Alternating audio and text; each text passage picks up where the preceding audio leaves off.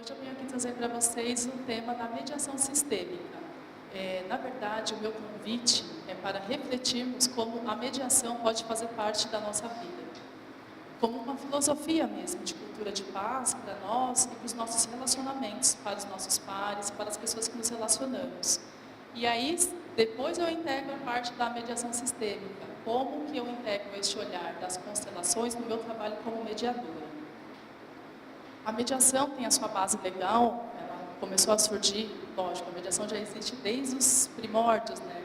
Todos nós somos convidados a nos relacionar, a mediar nossas relações. Desde muitos anos atrás, desde os primórdios mesmo, as pessoas têm que ter a mediação, têm que ter a negociação. Mas trazendo aqui hoje para o nosso presente, foi justamente através da resolução 125 do CNJ, que teve esse abarcamento e introdução da mediação, e agora com o novo Código de Processo Civil, né, isso se tornou algo que todos vão passar ou terão que passar por uma mediação antes do processo em si. E temos também a própria Lei de Mediação, que é de 2015, e no seu artigo 1º, parágrafo único, ela nos traz a definição, né, do que é a mediação. Então, o mediador, ele é um terceiro imparcial, neutro, né, sem poder decisório e sem julgamentos, que ele busca, com aquelas partes que estão envolvidas em um conflito, restabelecer o diálogo entre elas. Então, o mediador, ele não faz um julgamento. Ele recebe as partes ali e busca, dentre as técnicas, que elas mesmas possam se empoderar e resolver as suas questões. Os princípios básicos da mediação, da figura do mediador, desculpa se eu estiver falando um pouco rápido, mas é que eu quero atender o conteúdo e também dar o espaço para o fala. Eu gosto de trazer os princípios básicos do mediador, porque ele vai justamente de encontro também com a questão do papel que traz a constelação. Tá? Então, ele tem que ser imparcial. As partes ali, elas estão em estado de equivalência, não tem favoritismo. É a oralidade e a informalidade de uma sessão de mediação que vai ali prevalecer com elas. E a autonomia da vontade das partes. Ninguém é obrigado a ficar numa sessão de mediação. E é isso que torna rico. Porque se não é algo obrigatório, então as partes estão ali porque alguma vontade elas têm de conciliar, né, de se restabelecer. E é feita a busca do consenso, a confidencialidade e a boa-fé. Tudo que é dito numa sessão de mediação, ela só pode ser utilizada ali. Né? Nada do que é dito pode ser levado para o processo. Então, numa sessão de mediação, eu não vou analisar as questões processuais e nem as partes ali vão dizer, eu tenho prova disso, eu tenho prova daquilo. Não, elas vão ficar atentas a esse princípio, né, da informalidade, da oralidade, e é altamente confidencial. Nada do que for dito ali vai ser autorizado para utilizar no processo. Então, o que a gente percebe dos conflitos? Eles emergem o quê? Das relações humanas, né? De acordo com um ponto de vista de cada um. O ângulo de cada um nas suas questões, como eles trazem os seus conceitos, trazem as suas questões, é que vão direcionar para aquela opinião. Se ele vai estar aberto para o outro ou se ele quer apenas defender a sua. E a comunicação, como convite de filosofia de vida para nós, né? Tanto se fala em cultura de paz, né, desses métodos alternativos de solução de conflitos, e o meu convite da mediação na nossa vida é dessa maneira. Né? Buscar compreender o que é a comunicação, como que eu escuto as pessoas. Né? A gente é tão acelerado, sempre está com pressa. Quando uma pessoa fala conosco, a pessoa nem terminou de falar, eu já estou pensando qual a resposta que eu vou dar para ela do que ela nem terminou de falar ainda. Então, isso não é uma escuta ativa, né? Não é seletivo, não pouco eficaz, porque eu nem terminei de ouvir, eu já fico pensando no que eu vou dizer a ela e eu perco a essência do que, na verdade, aquela pessoa está querendo me dizer. E isso também acontece conosco, da mesma maneira. Também não somos ouvidos às vezes, né? Não temos a nossa escuta. E o intuito da mediação é trazer uma visão positiva, porque todo conflito, ele sempre vai nos trazer uma lição, um aprendizado. E assim todos nós podemos evoluir como seres humanos mesmo que somos. Na mediação, também, um aspecto muito importante é o empoderamento das partes. Então, quando elas se veem naquela questão de vulnerabilidade de acusações, porque o processo é um jogo de acusações, né? Alguém tem uma questão e ela é detentora daquele direito. O que ela faz para conseguir aquele direito? Ela acusa o outro. Então, ela entra no judiciário dizendo que o outro está errado. E o outro, para se defender, diz que não, que é o outro. Então, nessa dualidade, nesse jogo de acusações, só querem um atingir o outro. Mas dali naquele conflito também, quando nós percebemos isso na nossa vida, também existe um empoderamento através do quê? Do aprendizado. Eu gosto muito dessa imagem porque esse é o intuito, é a visão positiva do conflito. Do ângulo que nós olhamos a imagem, nós podemos perceber. O que vocês veem daí, dessa imagem? Qual o primeiro visual que vocês conseguem perceber dessa imagem? Alguém se arrisca aí?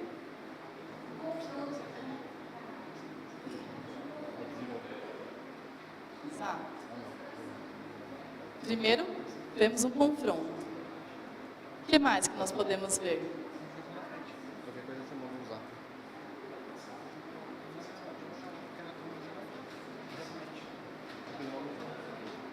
Isso é a nossa vida, na verdade. É como nós olhamos num primeiro impacto com as nossas emoções. Então, num primeiro impacto de um conflito, nós temos as nossas emoções. E de acordo com a emoção que eu estou sentindo, eu vou me relacionar com aquele conflito. Mas na medida que eu vou observando e vou dando espaço para esse olhar, eu posso verificar outras situações positivas desse conflito, outro tipo de amadurecimento, outro tipo de evolução que anteriormente eu não tinha. Então eu posso ver apenas dois velhinhos se olhando, uma senhora e um senhor se olhando. Mas se eu tenho um pouco mais de profundidade, se eu tenho um pouco mais de empatia, se eu tenho um pouco mais de escuta comigo também e com o outro, eu posso ver um moço tocando violão, eu posso ver... Você me ensinou aqui, né? Faz mesmo? Eu posso ver um rapaz segurando um vaso. Eu posso ver uma cortina caída aqui, uma garrafa. Não é? Posso ver o cálice. Não é? Aqui atrás também tem uma pessoa saindo. Então, quando nós nos colocamos disponíveis para perceber esse âmbito, na nossa vida isso também se transforma. E essa é a riqueza que eu vejo a mediação como uma filosofia de vida também. Eu gosto muito do Marshall Rosenberg, que ele traz sobre a comunicação não violenta. Eu vou falar muito rapidamente dele. Ele é um psicólogo norte-americano e ele diz que justamente em razão dos sentimentos que nós escutamos, que nós estamos, do nosso estado de espírito, das nossas emoções, ele vai modificar a violência. Como nós recebemos o que nos dizem. Por exemplo, alguém pode virar para mim e falar: nossa, Marisa, você emagreceu. Eu posso ouvir, se eu não estiver num dia bom, e dizer: por que antes eu estava gorda?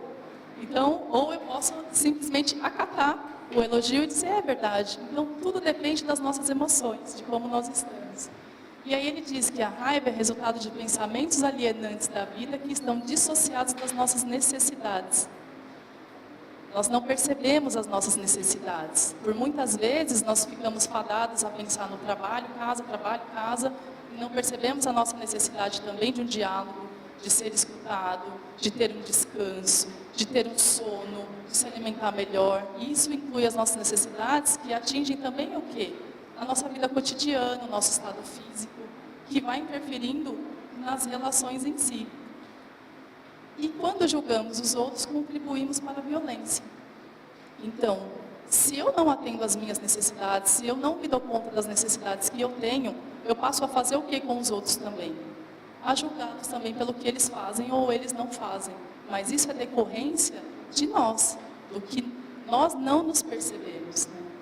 E aí a frase dele, que é a mais famosa: no âmago de toda raiva está uma necessidade que não está sendo atendida. Um exemplo muito comum que ele dá é na questão do trânsito. Então, você está lá dirigindo e, de repente, alguém te fecha, né? Você acaba revidando aquilo com uma raiva. Estou dizendo assim, num geral, né? A pessoa te fecha e aí você já fica nervoso, bravo, vai acelerando, passa pela pessoa e diz: ah, seu animal. Quem é o animal ali?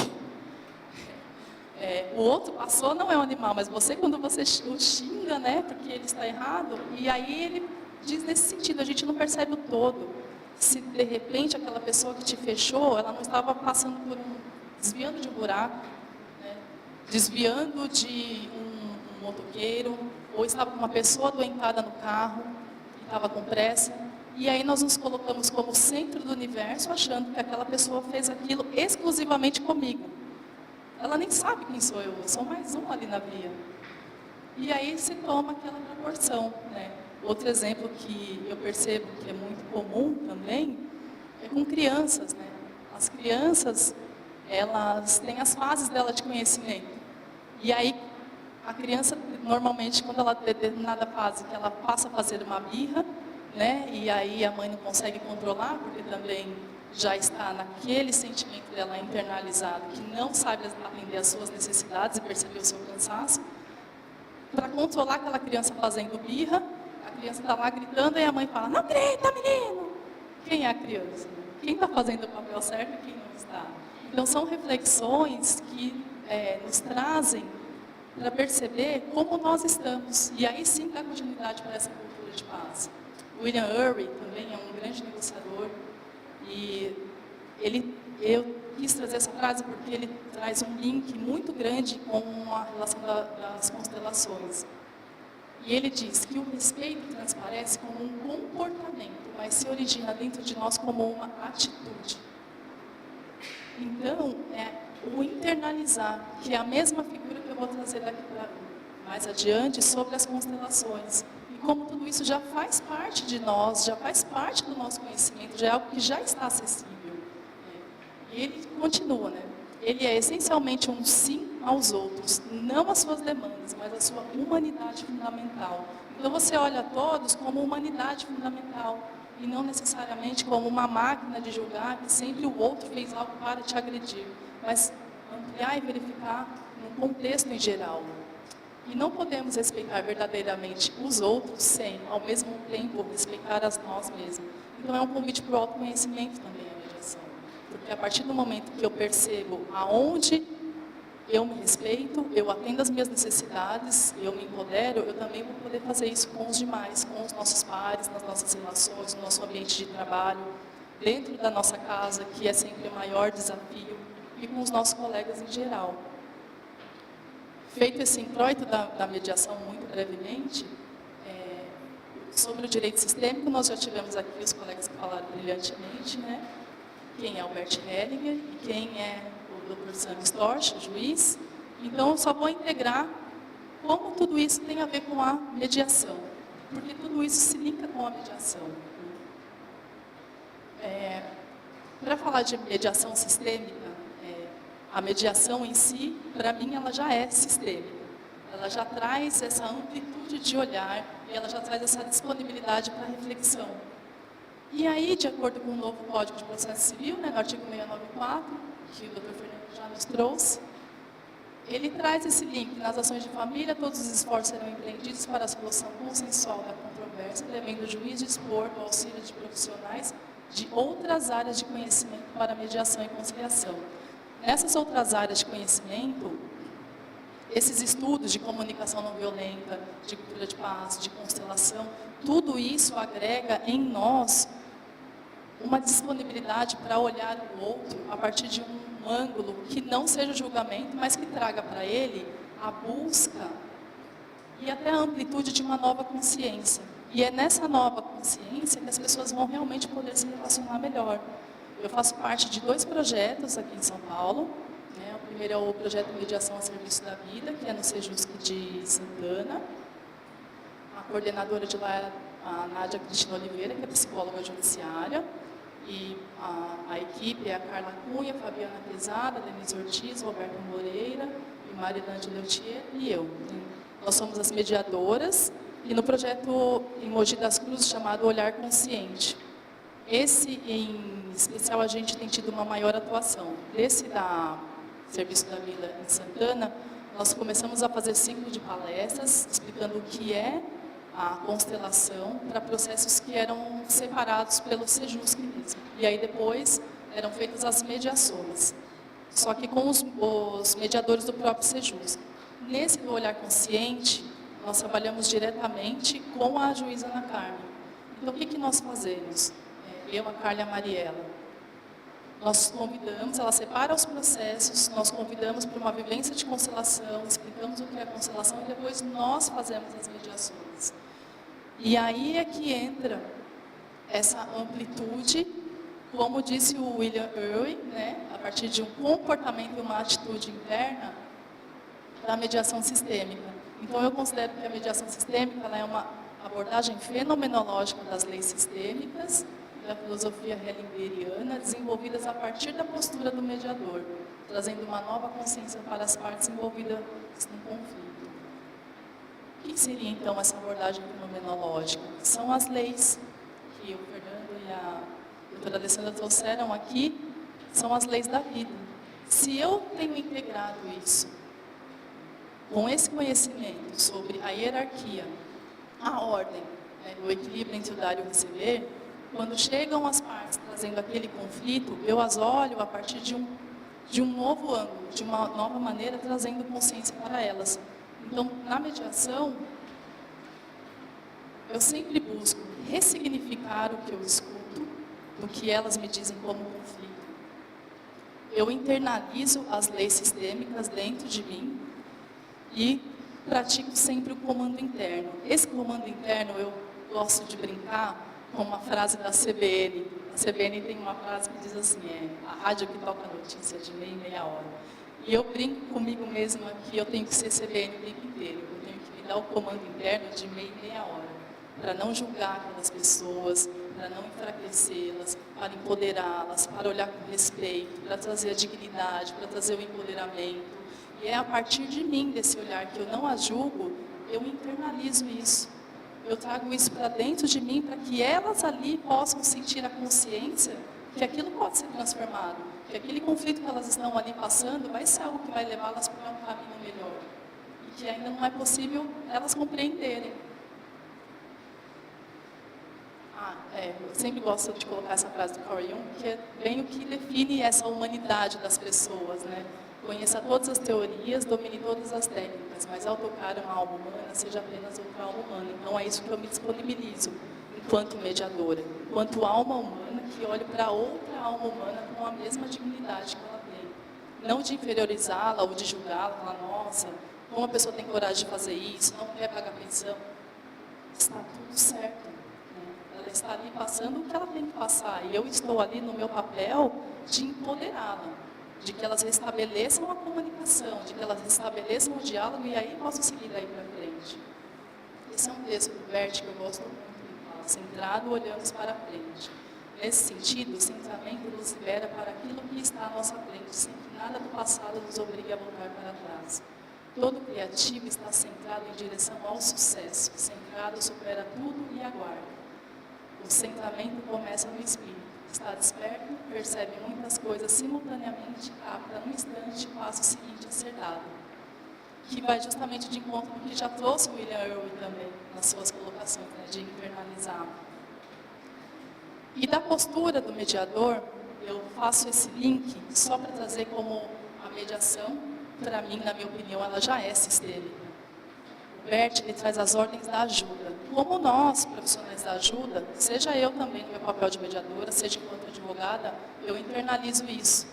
E isso, para mim, quando eu comecei a estudar e senti essa fenomenologia toda, eu falei, gente, mas isso já faz parte do nosso treinamento jurídico. Só que eu acho que nós nunca nos damos conta como isso já faz parte de nós. Né? Ele diz o equilíbrio entre o dar e o receber. Né? Então, como ajudadora, eu tenho que dar apenas o que se tem, tomar e esperar apenas aquilo que se necessita. Isso nós já temos, que é a autonomia da vontade das partes. Né? Já existe esse princípio no nosso ordenamento jurídico, mas nós olhamos para isso através de uma postura? Às vezes não. E esse autoconhecimento, do equilíbrio do dar e do receber, é no sentido do quê? Eu preciso ter o meu autoconhecimento. Então, chega um caso dos medianos em que o marido, o genitor, o pai, deixou a esposa porque traiu, se envolveu num outro relacionamento. Se eu passei por esta situação e eu não me trabalhei, o que vai acontecer comigo? Vou olhar, vou ficar julgando, é safado mesmo. Então, quer dizer, eu tenho que ter trabalhado as minhas questões para que eu possa ser também uma profissional da ajuda. Senão, eu vou ser capturada pelo que aquela parte fala e vou ficar tendenciosa naquele conflito dela, porque eu não trabalhei o meu. E aí eu vou me entrelaçar em outro emaranhamento também. Então, isso já existe no ordenamento jurídico, que é a autonomia das partes. A outra ordem da ajuda que ele diz é suportar o destino do cliente tal como ele é. Submeter-se às circunstâncias e somente intervir e apoiar na medida que for permitido. Que também vai de encontro com a intervenção mínima estatal e dignidade da pessoa humana. Esse princípio é lindo, da dignidade da pessoa humana. Eu olho para aquela pessoa e eu concordo com o destino dela. Por quê? Se a pessoa conta uma história difícil e eu olho para ela, olha só, você me conta uma história difícil, eu olho para você e penso, nossa, que dor, coitada de você, como você se sente? Se eu olho para você e eu falo, você tem força para seguir em frente, você pode superar isso. Vamos buscar alternativas para que você volte à sua vida e se restabeleça no seu cotidiano. Como você se sente? Então, isso às vezes não precisa nem ser dito. Quando a gente conversa com uma pessoa, que a pessoa já vem contar, você já diz isso internamente. E isso já faz a diferença. Porque é o que vai circular do seu dentro para aquela pessoa. E sempre olhar para as partes numa postura de adulto. Sempre se colocar como um adulto também. Que dentro do nosso ordenamento jurídico, para mim isso quer dizer imparcialidade do mediador e isonomia entre as partes. Então é integrar, é se mostrar disponível para tudo isso que o direito sistêmico nos traz. Não é um novo direito, não é um ramo do direito, mas é uma nova forma de estarmos disponíveis para olhar para o direito e para a nossa própria vida. Quando essas partes chegam e elas trazem as suas questões, se eu olhar para ela, querendo ajudá-la, com arte coitada, quem que ajuda nas nossas relações normais? Quem ajuda quem? O pai que ajuda filho, é a mãe que ajuda filho. Então, se eu colocar na função de vou ajudá-la, coitada, eu me diminuo também, não. Eu me emaranho de novo, eu não tenho condições também de continuar fazendo aquela mediação e trazer para elas o empoderamento que elas necessitam para continuar. O quarto item que ele fala é ter uma atitude sistêmica e olhar com empatia. E eu vejo isso no nosso ordenamento jurídico como princípio da busca pelo consenso. Então, quando eu olho para aquela pessoa, que ela está ali trazendo aquela situação, tudo isso eu vou no meu comando, de mim meia hora me lembrando de não estar julgando, mas também internalizando essas leis sistêmicas e mentalizando. Quando eu vejo numa mediação que começa a mudar, elas ficam mais agitadas, eu faço isso internamente. Eu sinto a minha mãe do meu lado esquerdo, sinto o meu pai do lado direito. Eu olho para a pessoa, eu pego a RG dela que está ali, eu fico dizendo mentalmente o nome dos pais dela, para que ela tenha força, para que ela esteja ali numa posição de adulto, com coragem também para conseguir resolver os seus conflitos. E o último é dar um lugar e internalizar a pessoa de que mediante se queixa. E nós também temos o princípio da boa-fé e presunção de não culpabilidade. Então, já está tudo aí. O direito já nos traz isso. É só a nossa disponibilidade também de ter esse olhar com mais empatia para as nossas relações e para nós mesmos. Internalizar sempre todas as pessoas, não considerar quem é vítima, quem é culpado, quem é perpetrador, todos fazem parte, todos estão a serviço de algum aprendizado que aquela pessoa precisa. E no resumo, a mediação e o direito sistêmico para mim representa isso. É ter essa postura sistêmica, é estar presente naquela pessoa, ter esse olhar ampliado, visão positiva do conflito, e filosofia hegeliana, que é a hermenêutica e a interpretação de tudo isso. Em algumas mediações eu fico muito feliz de perceber como as pessoas, teve uma sessão aqui, só compartilhando rapidinho, teve uma sessão no fórum desse trabalho que eu fiz 4 mediações seguidas. E dessas 4 mediações, apenas uma eu tive o resultado efetivo como frutífero. Os outros 3 casos foi tão lindo, porque os 3 foram infrutíferos e as partes saíram abraçadas, sorrindo, mas querem voltar para uma outra. Então, quer dizer, para mim aquilo foi frutífero. Eu fiz um termo de infrutífero, porque elas não estavam ali preparadas, mas o diálogo, a forma como você coloca, o respeito como você olha para aquelas pessoas, elas já se compreenderam. Talvez precise de um pouco mais de tempo. E é isso que busca a mediação também. Não é um executador de acordo, mas é, na verdade, uma abertura e novas possibilidades para que elas possam se empoderar, possam restabelecer o diálogo de alguma maneira. E eu ficava lá meia hora para fazer uma ata de não frutífera, só porque eu via elas lá conversando, brincando, rindo. Então, essa que é a parte bacana disso, quando nós internalizamos na nossa vida também. E aí agora eu finalizo com uma frase, que eu gosto muito, que pessoas não são papéis, sentimentos não são sentenças e destinos não são recursos, porque quando um processo chega ao judiciário, com a devida atualização, que hoje os processos são digitais, mas no meu tempo era de papel, as pessoas são papéis. O autor é uma inicial, o réu é uma contestação. O que elas sentem, pouco importa. Vai para uma sentença. E o destino delas é o TJ que recebe, vira recurso. Então, que nós possamos ter mais humanidade conosco, prestar mais atenção nas nossas necessidades, como nós podemos também atender os nossos conflitos com empatia e visão ampliada. Gratidão.